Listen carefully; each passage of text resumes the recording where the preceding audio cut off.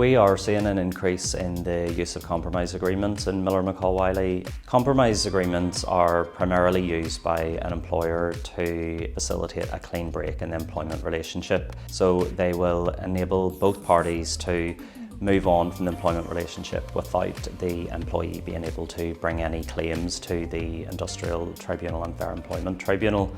Employees should be prepared to discuss their employment relationship with their solicitor if they're entering into a compromise agreement, and this will enable the solicitor to provide impartial advice to determine whether the employee is doing the right thing by signing the agreement and whether it is right to take what is being offered by the employer. Given the legal implications of signing a compromise agreement, an employee must seek legal advice in order for it to be legally binding.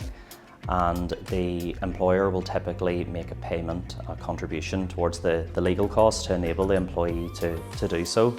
An employer can make a tax-free ex gratia payment to an employee of up to £30,000. It's common for compromise agreements to include a pay in lieu of notice clause, and this is typically because the employer will no longer want the employee in the business in order to work out their period of notice, so they will be paid in lieu of their notice. This cannot be paid tax-free and will therefore be subject to payroll deductions.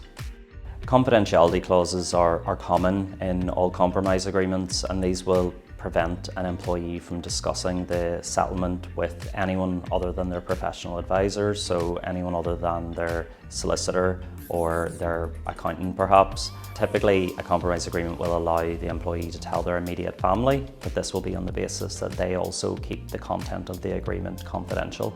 At Miller McCall Wiley, we draft compromise agreements for employers, and we also advise employees on their rights when signing a compromise agreement. They're a really useful tool at resolving disputes and terminating an employment relationship cleanly.